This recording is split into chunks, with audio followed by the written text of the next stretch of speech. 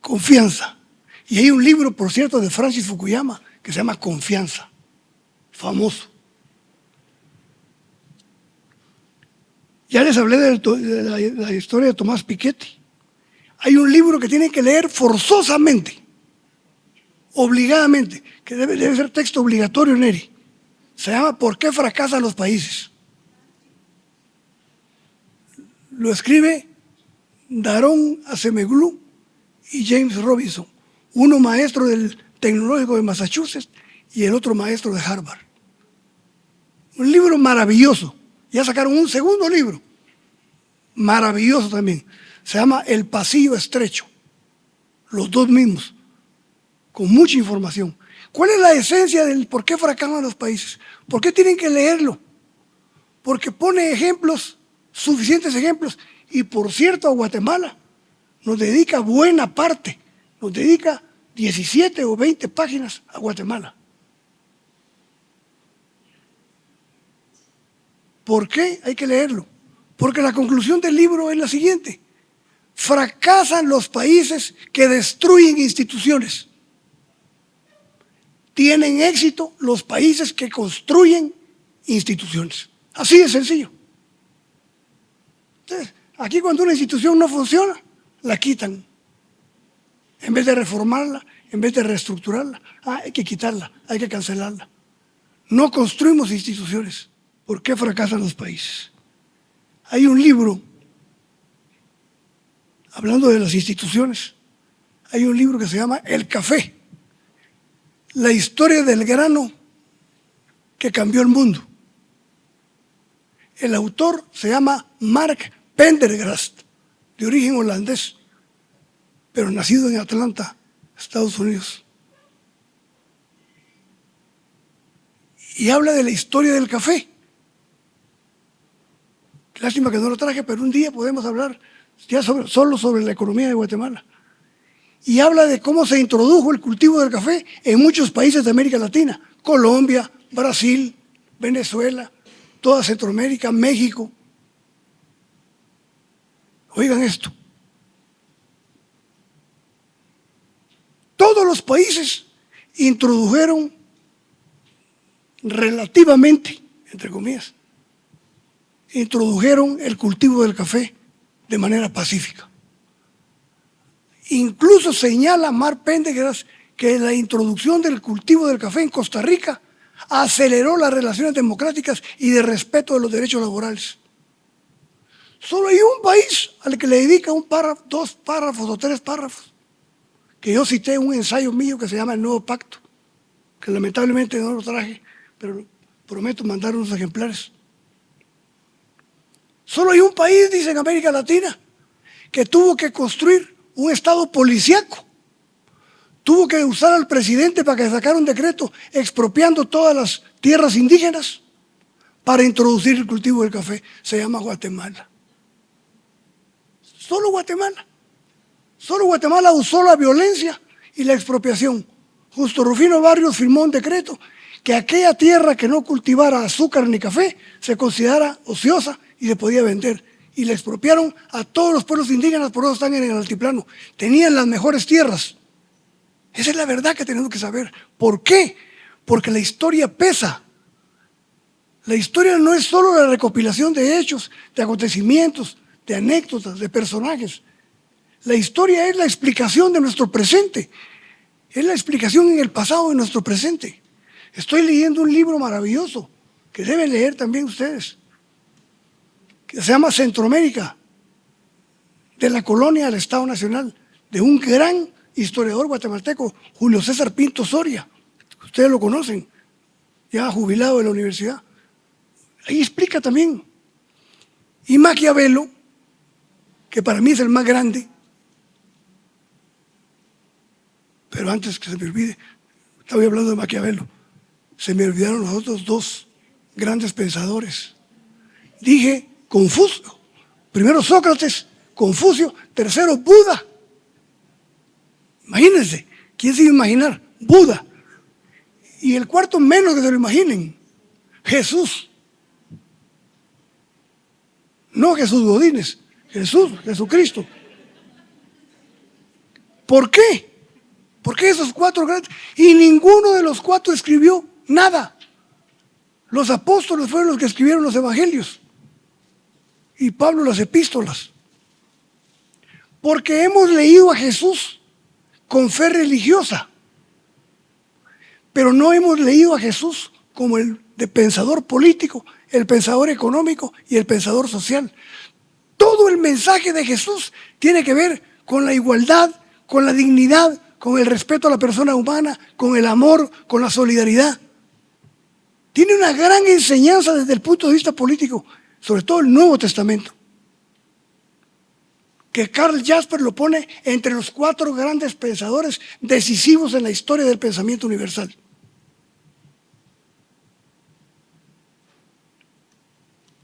Y por eso estamos hablando aquí de Confucio. Hay que leer Analectas, 70 que sale lo más que cuesta el libro. Y vieran la maravilla. Y la maravilla es que no tiene textos largos, son puros aforismos, puros diálogos con alumnos, cortitos y frases cortitas.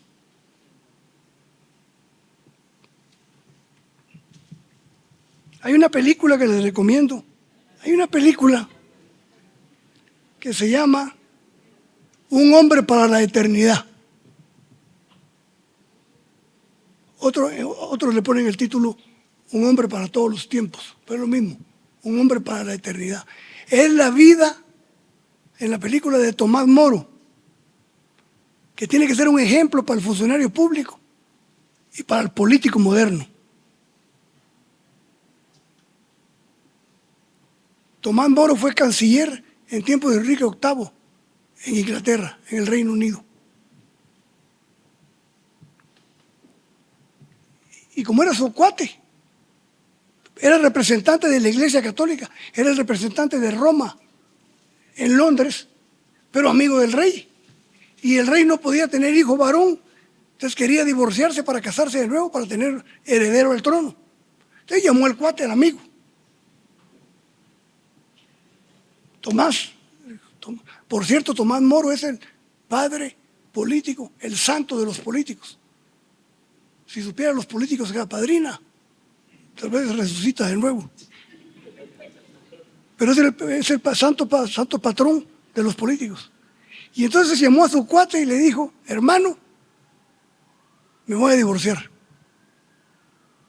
Y tú eres clave para que me consigas la licencia y el permiso de Roma para que pueda divorciarme y casarme. Y le contesta Tomás Moro: hermano, te quiero con todo el alma, pero mis principios me lo impiden. No puedo pedir que te autoricen el divorcio. ¿Cómo me estás diciendo eso a tu amigo de toda la vida, el que te dice canciller? Pues ahí está la cancillería si la quieres, le dijo. ¿Estás seguro? Le dijo, lo que estás diciendo. Porque te puede costar la vida, aunque me cueste la vida. Y le costó la vida. Le expropiaron todos sus bienes, lo encarcelaron en una Bartolina y lo sacaron para decapitarlo en público en tiempo de Enrique VIII. Pero no cedió a sus principios y entregó la cancillería. Y él, en la película, tiene un diálogo con su yerno. Está comiendo toda la familia, todavía es canciller, todavía no le han cortado la cabeza. Y está almorzando con toda la familia. Y hay un mesero, uno de los que atiende la comida, que le da desconfianza al yerno de Tomás Moro. Y le dice: Tomás, ese mesero que entró ahorita a la cocina por platos es espía. Puede ser, le dijo. Puede ser. Es espía. ¿Tienes las pruebas? Le dijo. No, no tengo las pruebas, pero sé que es espía. Mira, hermano, le dijo: yo soy abogado. Y el diablo puede estar aquí atendiéndonos. Y si no hay una prueba de que es el diablo, no puedo hacer nada contra él. Ah, porque el yerno le pide: captúralo, tú tienes el poder, y con tortura le sacas la verdad. No, le dijo: el diablo puede estar aquí, que si no me demuestra alguien que es el diablo, lo dejo que permanezca libre. porque todo el mundo tiene el derecho a la presunción de inocencia y al debido proceso. Yo sé que tú te saltarías todas las trancas y lo apresarías. Yo sí, le dijo. Y cuando vengan de regreso por ti, ¿quién te va a defender?, le dijo. Maquiavelo, inmediatamente se nos viene a la cabeza El Príncipe. La famosa obra de Maquiavelo, la más famosa en la historia de la humanidad, El Príncipe. Pero no es la más importante. Porque El Príncipe son recetas, son consejos, es un manual para conservar el poder. Son los consejos que él le da a Lorenzo de Medici para conservar el poder. Y dice cosas importantísimas. El Príncipe es una gran obra, pero no está en esa gran obra la grandeza de Maquiavelo. La grandeza de Maquiavelo está en una obra que se llama Discurso sobre la segunda década del gobierno de Tito Livio, en donde hace un repaso de la historia de Roma. ¿Por qué? Porque Maquiavelo amaba la historia, amaba a los antiguos pensadores. Maquiavelo trabajaba en el día en el campo y en la noche se iba a su casa. Se pasaba tomando un vino a un bar que quedaba enfrente de su casa. Llegaba, se bañaba y se ponía su ropa más elegante. Estaba en la pobreza, sin empleo. Y se ponía a leer a los clásicos y los antiguos. Y un día le preguntaron que por qué se vestía. Porque por respeto a los antiguos pensadores me tengo que poner elegante. Es que era grandísimo, grandísimo. Pero hay otra cosa más grande en Maquiavelo, sus cartas. Émile Cioran, este filósofo que he mencionado 3 veces, dice, la desgracia, por desgracia, dice, las guerras, las invasiones, las catástrofes, los incendios, los desastres naturales, destruyen en todo país lo más valioso y lo más importante de literatura, las cartas y los diarios. ¿Por qué? Porque las cartas es una comunicación, es una relación epistolar en la que se expresa no solo el conocimiento, sino el sentimiento. Y los diarios, quien va registrando su diario, va registrando el desarrollo de su propia vida. Entonces, Maquiavelo tiene una frase sobre la historia maravillosa. Dice Maquiavelo, el que quiera saber qué va a pasar, primero tiene que averiguar qué pasó. Mire qué maravilla. El que quiera saber qué va a pasar, primero que averigüe qué pasó, la historia. Entonces la gran obra de Maquiavelo se basa en la historia, en acontecimientos.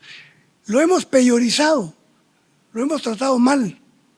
Entonces cualquier enclenque político de América Latina que hace una picardía, ese fue maquiavélico. Tiene que ver nada la picardía con Maquiavelo. ¿Por qué es el más grande filósofo político? Porque fue el único que incorporó en su análisis y en su propuesta la condición humana. Conocía al ser humano. Sabía que el ser humano por naturaleza es malo. Pero Maquiavelo tiene principios democráticos maravillosos. ¿Por qué Maquiavelo es el más grande? Maquiavelo es el creador del concepto moderno de Estado, del Estado que conocemos.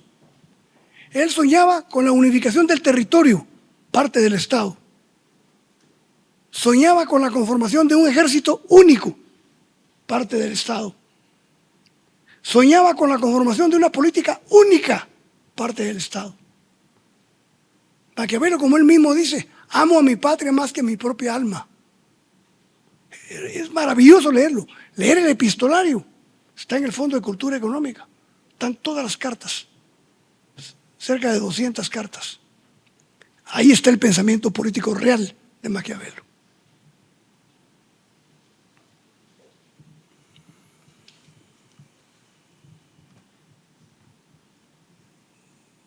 ¿Por qué tenemos que? Segunda recomendación que doy.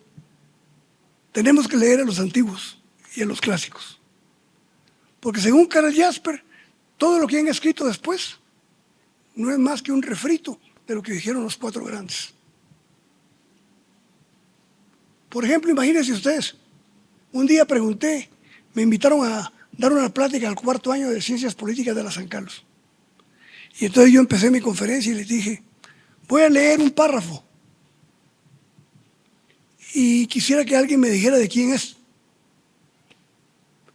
Y el párrafo va así, lo leí, y decía, con otras palabras, en una sociedad o una nación en que la clase media es inferior a la clase pobre y a la clase rica, no puede haber democracia. Y todo se desmorona. En un país y en una nación en que la clase media es mayoritaria, estamos hablando de la clase media que somos nosotros, los que tenemos un empleo, los que tenemos una pequeña propiedad, tenemos una casa, tenemos un ingreso. Esa es la que tiene que crecer según Aristóteles, ya dije el nombre. Digo, el crecimiento de la clase media es el mejor estamento para garantizar el fortalecimiento de la democracia. Florece la democracia donde la clase media crece. Fracasa la democracia donde la clase media disminuye. La mejor definición de democracia que he encontrado es la que dice María Zambrano, filósofa española que murió en Michoacán, México. Maravillosa. Tiene un libro que se llama Persona y Democracia. Cuando lo vean, María Zambrano, Zambrano con Z. Miren qué definición. La democracia, dice María Zambrano, es la sociedad donde no solo es permitido, sino exigido el ser persona. Mira Neri, qué sencillez de frase. No hay una palabra difícil. Y mira la profundidad. La democracia es la sociedad donde no solo es permitido, sino exigido el ser persona. Persona con derechos, con obligaciones, con dignidad, con derecho a oportunidades, con derecho a igualdad, con derecho a justicia. Es maravilloso. Esa es la esencia de la democracia, las personas. Preocuparse por las personas tiene que ser la esencia de la formación del funcionario público que está creando el INAP. Hay una película con Bette Davis, que ella es maestra, volviendo a lo que dije al principio. No me acuerdo cómo se llama la película. Pero ella es maestra de hijos de mineros. Y ve que entre los hijos de los mineros hay un alumno que es brillante. Y dice, este niño no puede seguir en este pueblo porque su capacidad intelectual está mucho más allá. Y entonces escribe al Ministerio de Educación de Inglaterra, hablando del niño, y le responden que el niño está becado a partir de tal fecha. Y los padres, imaginan ustedes, llorando.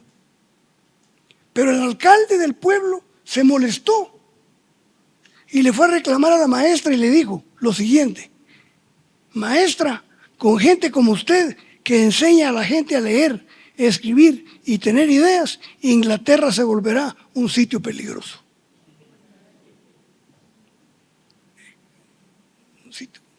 No les interesa el conocimiento. En un mundo de conocimiento, todavía hoy, en el mundo moderno, hay gente que desecha el conocimiento y que cree que el conocimiento es darle un conjunto de instrumentos y de elementos al estudiante para que se lo aplique como que fuera una máquina.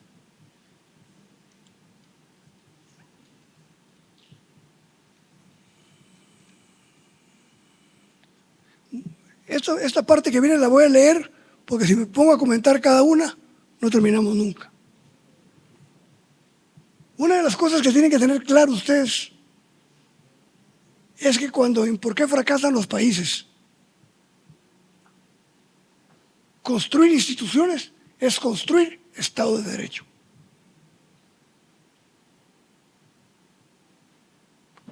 Muchos no lo entienden. Y lo más grave, muchos abogados no entienden que construir institucionalidad en un país es construir el Estado de Derecho. Unos le llaman Estado Democrático de Derecho, otros le llaman Estado Constitucional de Derecho, otros le llaman Estado de Legalidad. Pero lo más comúnmente aceptado, hasta en el idioma inglés, es Estado de Derecho.